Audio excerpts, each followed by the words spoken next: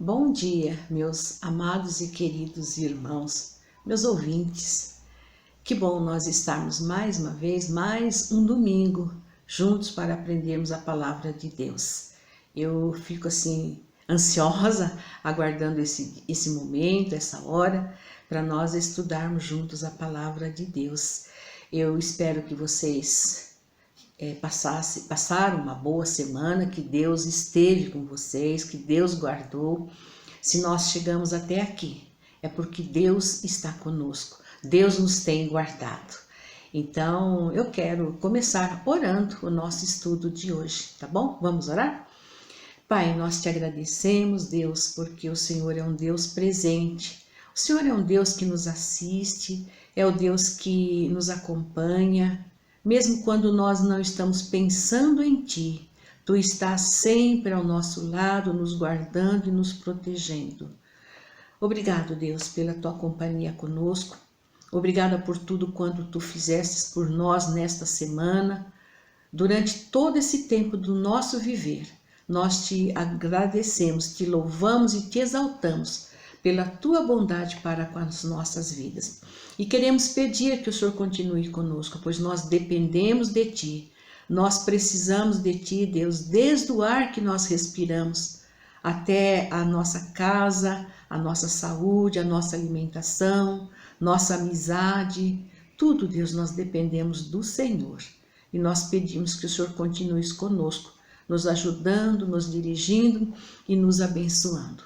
Abençoa, Senhor, o lar, a vida de cada pessoa que está conosco nesta manhã para ouvir a Tua palavra.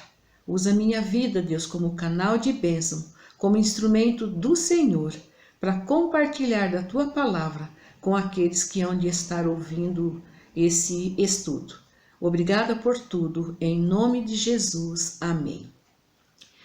Vocês já me conhecem, eu sou a Tereza Brás, e nós estamos estudando o Evangelho de Lucas. Hoje nós iremos finalizar para entrarmos no Evangelho de João, que é o último evangelho dos 4 evangelhos, né?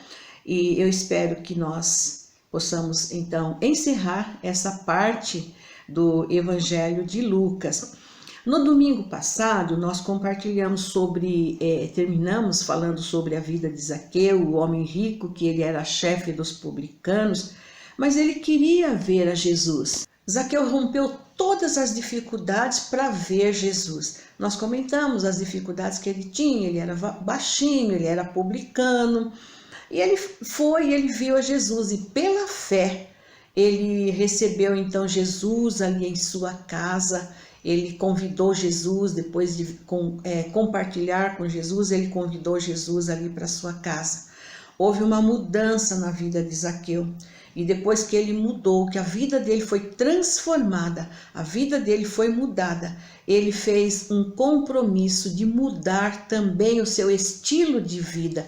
Eu não vou repetir tudo aqui porque vocês conhecem a história de Zaqueu.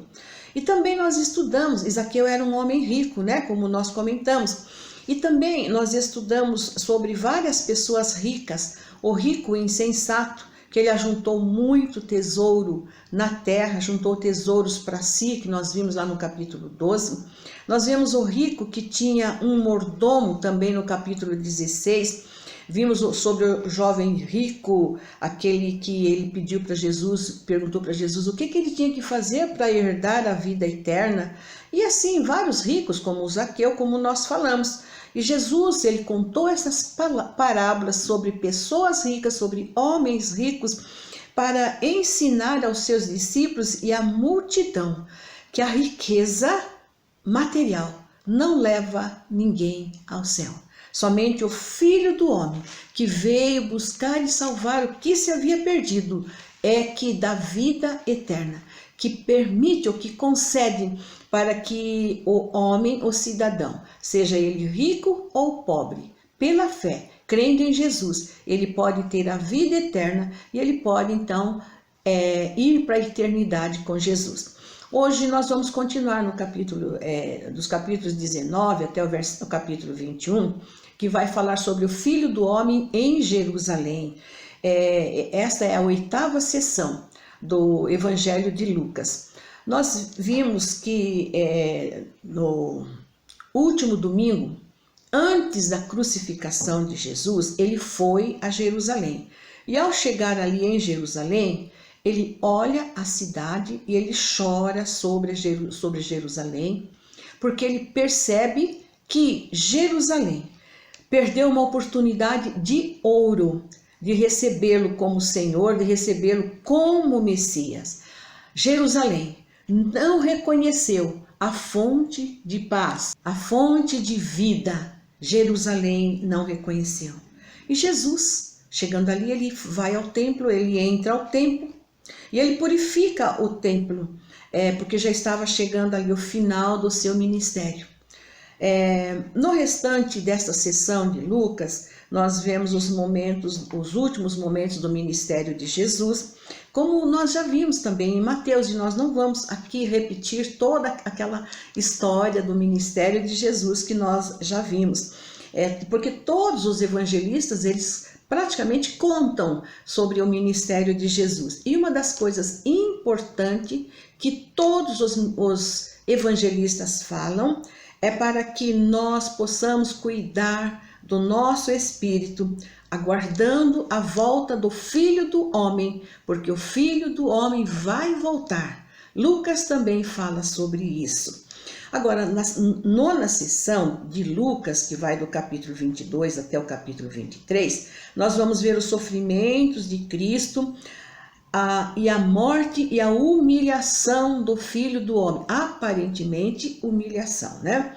Nesses dois capítulos, 22 e 23, Lucas escreve sobre a traição de Jesus por Judas, que também nós já estudamos. Ele fala sobre a instituição da ceia. Ele fala sobre os discípulos num momento especial ali para a mãe de Tiago e de João, que ela pede para Jesus ali dar um lugarzinho, um cantinho no reino dele para os seus dois discípulos queridos.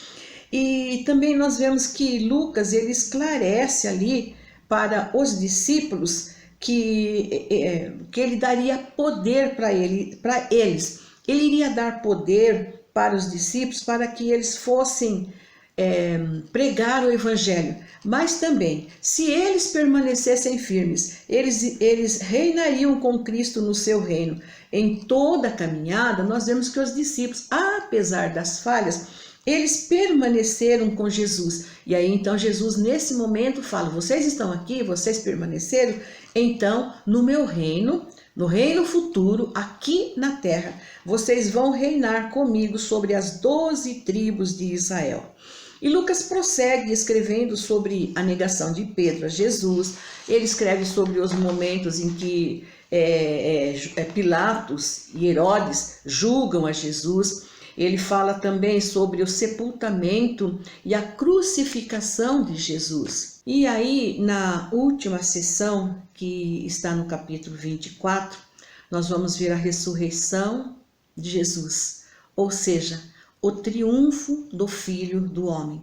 Lucas começa esse capítulo escrevendo que as mulheres foram as primeiras. De madrugada elas foram ao sepulcro e elas receberam a brilhante notícia de que Jesus havia ressuscitado. Mas Jesus já havia dito antes de morrer que ele morreria e ele ressuscitaria. E esses momentos em que Jesus aparece a essas mulheres, aparece às pessoas, ele aparece para comprovar que realmente ele ressuscitou. Ele apareceu então a essas várias pessoas em vários lugares. E Lucas, ele registra um momento em que Jesus apareceu a duas pessoas quando elas caminhavam de Jerusalém para Emaús. E nós vamos rapidamente ver essa história, porque somente Lucas registra. Se vocês procurarem lá em Mateus, em Marcos ou João, vocês não vão encontrar, porque só Lucas registra essa passagem desses dois homens que caminhavam e Jesus então apareceu a eles. Emaús ficava distante de Jerusalém mais ou menos 12 quilômetros. Eles iam conversando exatamente sobre o julgamento de Jesus, sobre a crucificação, sobre as coisas que tinham acontecido ali em Jerusalém nos últimos dias. De certa forma, eles estavam frustrados e então Jesus aproxima-se deles. Jesus que conhece o coração, Jesus que sabe de todas as nossas dificuldades. Jesus viu a dificuldade daqueles dois homens e Jesus então se aproxima deles e vai caminhando com eles. Mas eles não reconheceram Jesus. Jesus ali ao lado deles, eles não reconheceram Jesus. Hoje não é muito diferente. Jesus ele está bem próximo de nós, do ser humano, caminhando dia a dia conosco. E muitas vezes nós não reconhecemos Jesus. A humanidade não reconhece Jesus.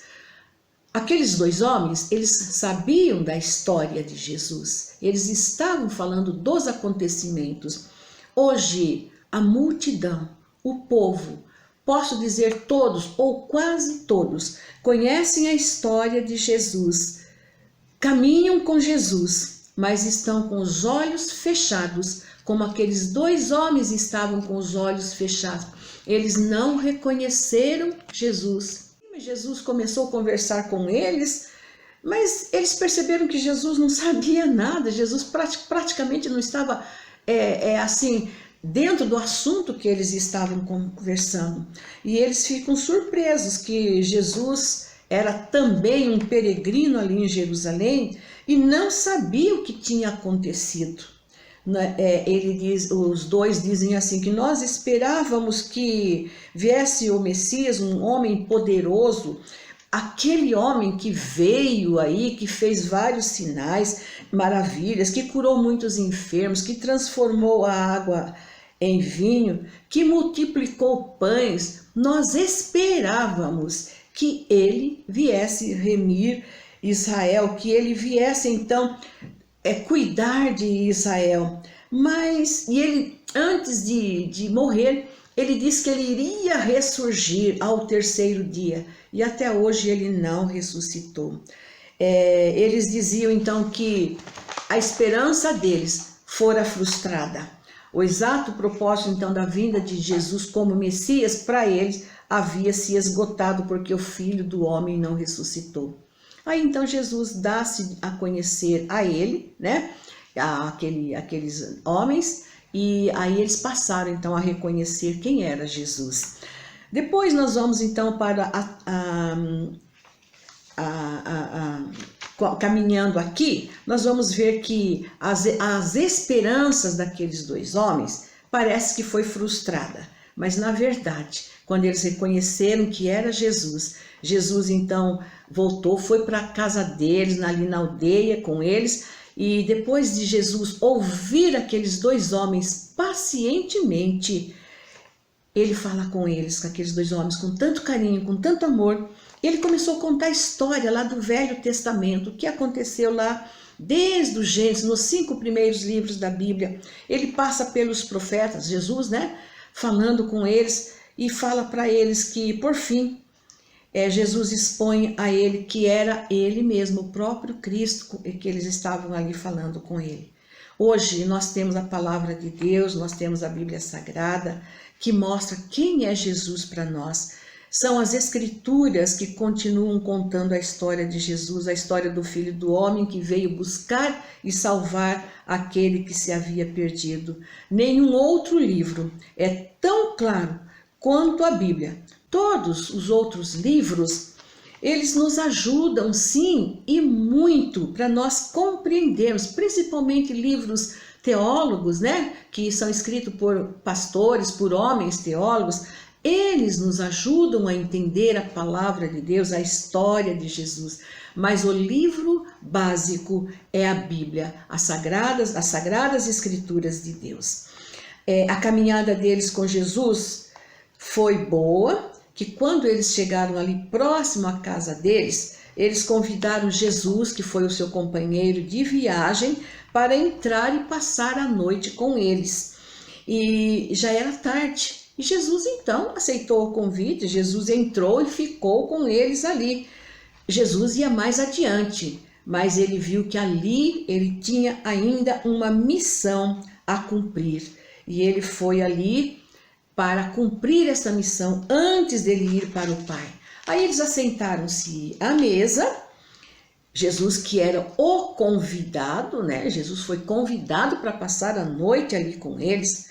Jesus então tomou o lugar de servo, ele tomou o pão, abençoou, partiu e servia-lhes.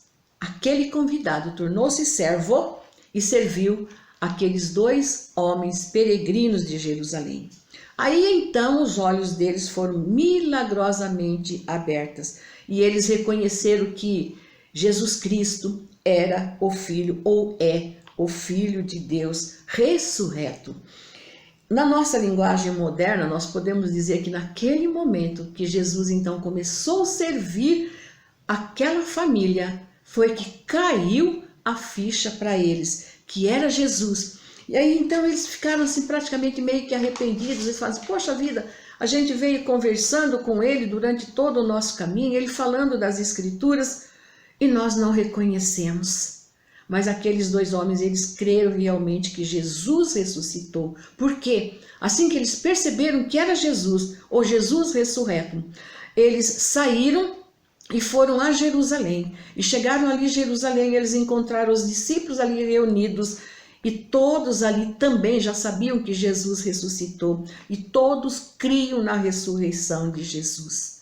Então, por isso, Jesus parou ali, porque Jesus tinha essa missão importante para aqueles 2 homens também, que também precisavam da salvação em Cristo Jesus. Lucas finaliza seu evangelho escrevendo sobre a aparição de Jesus aos discípulos.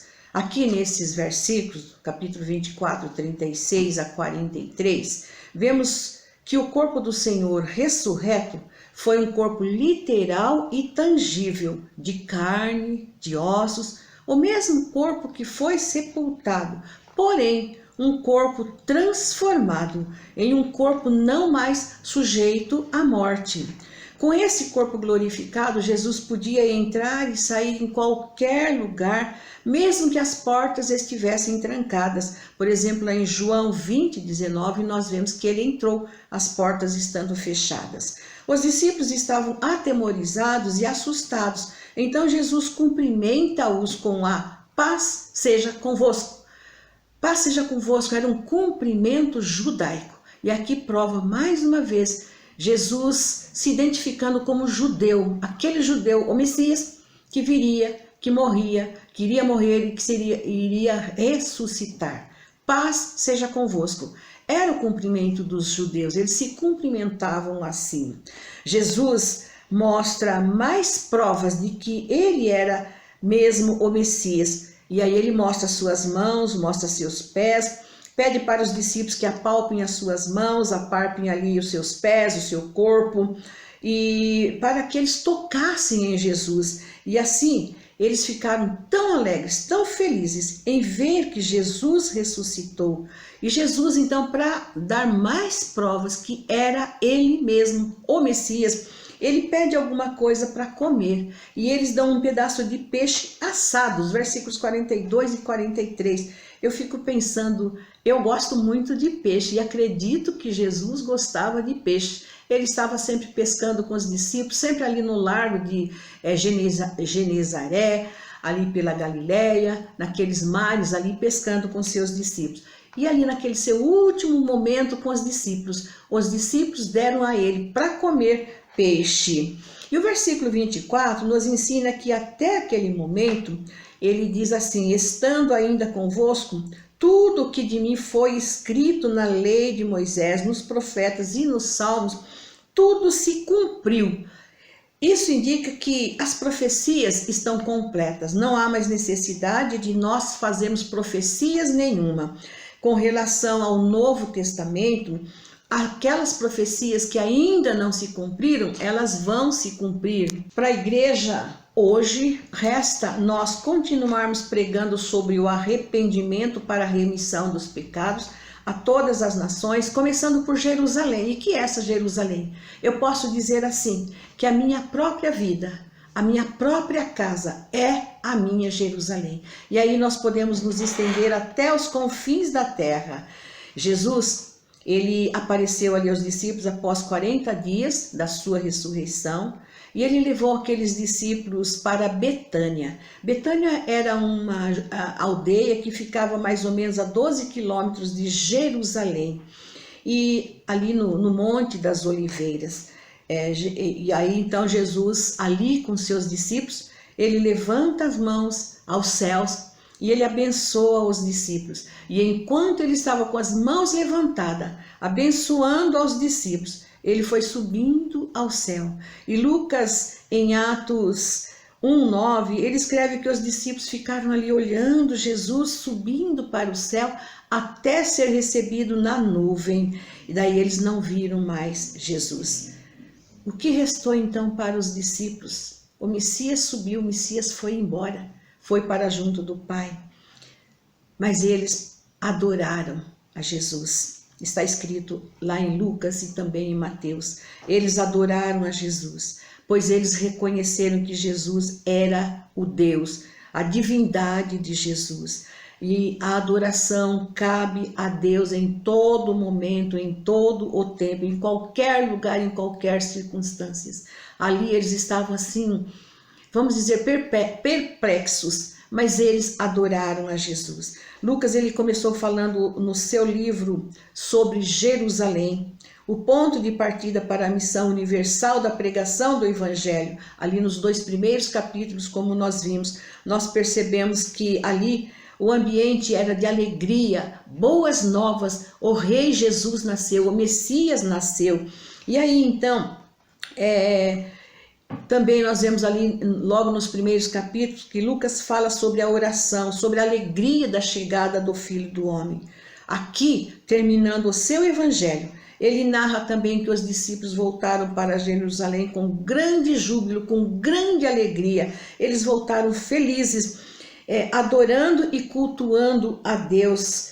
E a separação, então, de Jesus, do Mestre, do Messias, deles, não causou assim tristeza, mas causou grande júbilo e alegria, pois a ascensão de Jesus marcava ou marcou o fim da obra que ele veio realizar aqui na terra, pois ele veio para consumar a obra da redenção, da salvação, mas a obra dele continua a ser realizada pela sua noiva, nós os cristãos. A igreja verdadeira do Senhor Jesus Cristo é a noiva de Cristo e ela tem a responsabilidade de continuar realizando a obra que ele veio fazer.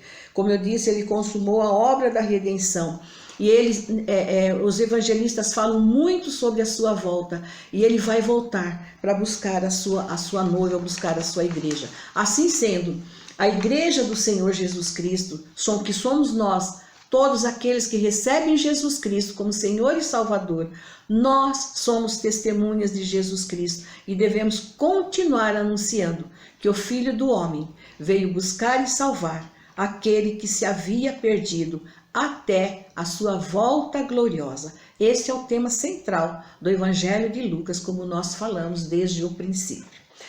Bom, terminando Lucas, nós vamos agora para o Evangelho de João. Me resta alguns minutos ainda e eu quero já começar falando sobre esse Evangelho de João, tá bom? João, ele era filho de Zebedeu. No decorrer do nosso estudo, nós vamos dar mais algumas instruções sobre o escritor desse livro. Mas o tema do Evangelho de João é o Filho, Jesus, o Filho de Deus. O versículo-chave está em João 20:31. Vocês vão dizer assim, Teresa, não é João 3:16? Eu diria não. João 3:16 é o versículo principal da Bíblia. É o resumo da Bíblia. Deus enviou seu Filho ao mundo para que todo aquele que nele crê não pereça, mas tenha a vida eterna. Esse é o versículo chave da Bíblia. Porém, João 20:31, que está escrito assim: estes, porém, estão escritos para que creais que Jesus é o Cristo, o Filho de Deus, para que crendo tenhais vida em seu nome. Quando João se refere a estes, porém, foram escritos, foram aqueles sinais. Depois nós vamos falar mais à frente, quando chegarmos lá em João 20. Mas são aqueles sinais que Jesus fez, ele fez para que o homem pudesse crer nele. Eu quero lembrar, esse é o nosso versículo-chave de João, do Evangelho de João. Mas o versículo-chave lá de Mateus, está em Mateus 18, 11, que diz assim, que o Filho do homem veio salvar o que se havia perdido, o Filho do homem. Marcos 10, 45, também nós lemos, o Filho do homem não veio para ser servido, mas para servir e dar a sua vida em resgate de muitos. E Lucas 19, que nós acabamos de ver, versículo 10, diz, o Filho do homem veio buscar e salvar o que se havia perdido. João escreve, o Filho do homem é Jesus Cristo. Os 4 evangelistas, eles apresentam Jesus como Filho do homem, o Filho de Deus, sendo Jesus o próprio Deus. Então, João foi o escritor do seu próprio evangelho e eu quero compartilhar com vocês que a palavra João, o seu nome, significa graça, ou seja, o favor de Deus. Vocês conhecem outros Joãos que a Bíblia menciona, por exemplo, nós já estudamos sobre o João Batista, que foi o precursor do Filho de Deus, do Messias, né? Nós já estudamos lá em Mateus, já estudamos em Marcos também, e agora em Lucas também. Em João vai apresentar Jesus como o Cordeiro de Deus. Depois nós vemos também um outro João, que foi o João Marcos, né? Que nós conhecemos, ele era um evangelista, ele era filho de Maria, ele era primo de Barnabé.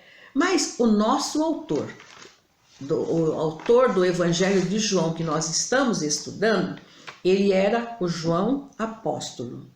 João, ele era irmão de Tiago. Vocês conhecem também vários Tiagos na Bíblia, mas temos um que era irmão de João, né?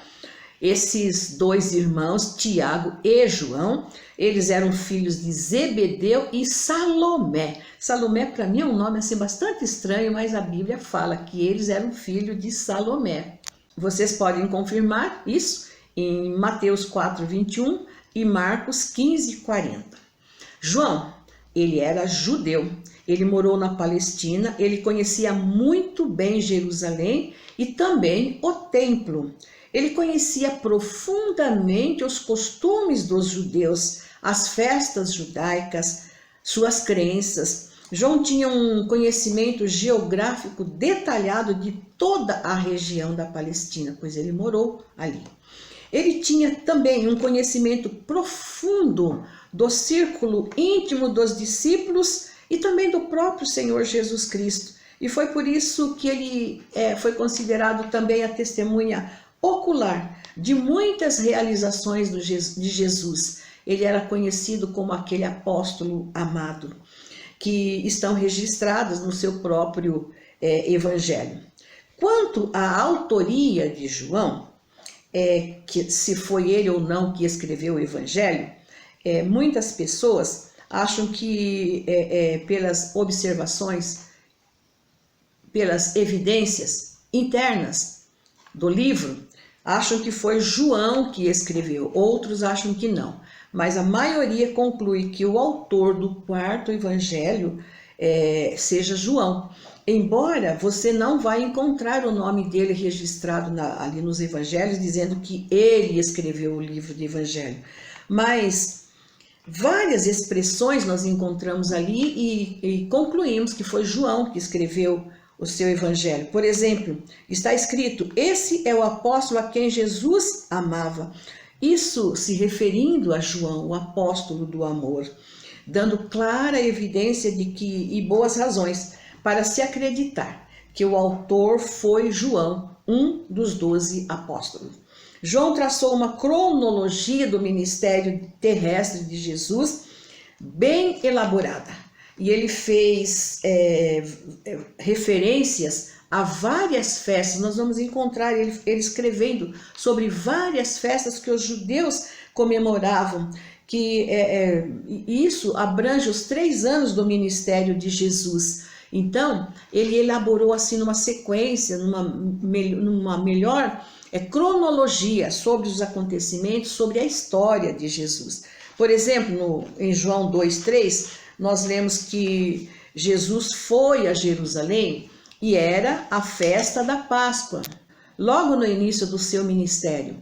Depois, em João 5,1, nós temos uma outra festa, que era a festa dos judeus, e Jesus ali estava novamente em Jerusalém. E foi nesse momento que ele curou ali um paralítico. Possivelmente essa festa deveria ser a festa da Páscoa, ou então a festa do Purim. No capítulo 6,4, nós vemos que João menciona mais uma festa dos judeus, ou seja, a Páscoa. No capítulo 12,1, ele menciona também novamente a festa da Páscoa. Então, nós vemos que Jesus, ele sempre, anualmente, ele ia a Jerusalém para participar das festas, e várias festas. Isso então durou durante o seu período de ministério, que foi mais ou menos de 3 a 4 anos, né? Que Jesus ele veio para realizar o seu ministério. O propósito de João em escrever seu evangelho foi para fazer com que os seus leitores pudessem observar que Jesus Cristo é o Filho de Deus, e assim possam crer nele para obter a vida eterna, e aqueles que já creem em Jesus possam permanecer crendo, consolidando o fundamento de sua fé, para ter então comunhão com o Pai e também com o Filho. Nós vimos então que João, o apóstolo, é o autor do livro.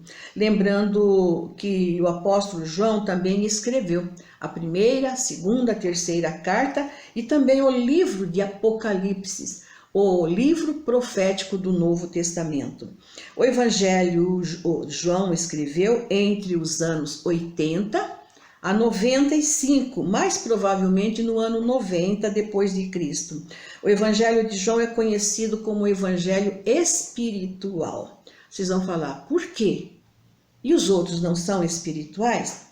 Não que os outros não sejam espirituais, pois todos foram escritos pela inspiração do Espírito Santo, então eles também são espirituais. Mas o Evangelho de João é conhecido e é chamado de Evangelho espiritual, porque João dá ênfase às palavras de Cristo e ele explica com profundidade sobre o nascimento espiritual e a nova vida em Cristo Jesus. E nós podemos ver isso no capítulo 3, claramente, quando João então escreve ali, que Deus amou o mundo, que Deus deu seu Filho unigênito para que todo aquele que nele crê não pereça, mas tenha a vida eterna. A vida espiritual, a vida eterna é a vida espiritual, pois esta vida física, ela vai se acabar, mas a vida espiritual, ela é eterna. Os outros evangelistas, como nós vimos, eles escreveram mais sobre o ministério de Jesus, sobre uma forma mais abrangente em todos os aspectos. Não que eles não escrevessem sobre a vida eterna, como nós vimos aqui, em Lucas, que acabamos de estudar, que o Filho do Homem veio buscar e salvar, ou seja, ali ele está falando sobre a vida espiritual, que o Filho do Homem veio realizar, que o Filho do Homem veio fazer. Mas João, ele foca mais o seu aspecto em mostrar que Deus é Pai, e que ele se refere a Deus, por exemplo, no seu Evangelho, praticamente 118 vezes. Ele fala sobre a palavra crer, a palavra ter fé, a palavra confiar em Jesus várias vezes. Ele fala sobre a palavra de vida eterna, muitas vezes também dentro do seu evangelho, enquanto os outros falavam também, mas de uma maneira mais abrangente. Isso então difere o evangelho de João, de Mateus, Marcos e Lucas. Outra característica do Evangelho de João, falarmos que ele é mais espiritual, é que O Espírito de Deus ali, nesse evangelho, completa a revelação de Deus na pessoa de Jesus Cristo, seu Filho. Nós vamos ver logo no primeiro capítulo, João escrevendo sobre a revelação de Deus em Cristo Jesus. Ali no primeiro capítulo, João vai falar que Jesus era o Verbo, Jesus estava lá no princípio. E aí no versículo 18 ele completa dizendo que Jesus é a perfeita revelação de Deus. No nosso estudo, nós vamos dividir o Evangelho de João em duas divisões principais para nós podermos estudar melhor. No capítulo 1 até o capítulo 12, como nós falamos, nós vamos encontrar a encarnação de Jesus e o seu ministério público. A segunda divisão está no capítulo 13 a 21. Uma vez que os judeus rejeitaram até o capítulo 12, Jesus está falando com os judeus, tratando com o povo da sua nação. A partir do capítulo 13, quando os judeus então rejeitam Jesus, Jesus se volta para os seus discípulos e passa a ensiná-los, assim mais à parte, para que eles pudessem considerar então o início ali do novo concerto que Jesus veio trazer, que Jesus veio fazer com ele. Aquele núcleo pequeno de 12 apóstolos seria então o fundamento da igreja do Senhor Jesus Cristo. A igreja que ele veio fundar, que ele veio edificar. Esse novo concerto, então, se iniciou e se estabeleceu pela morte de Cristo, pela ressurreição de Cristo. E aí, então, nós vamos parar aqui, que no domingo que vem nós vamos continuar, porque tem muita coisa para nós aprendermos no Evangelho de João. Mas então vamos ficar com essa palavra, que Jesus Cristo é o Filho de Deus que veio para dar vida eterna em abundância. Que Deus nos abençoe. No próximo domingo nós continuaremos. Um bom domingo para todos. Lembrando que amanhã, segunda-feira, é 15, feriado da proclamação da República. Que Deus abençoe vocês. Um bom domingo e um bom feriado para todos. E até o próximo domingo.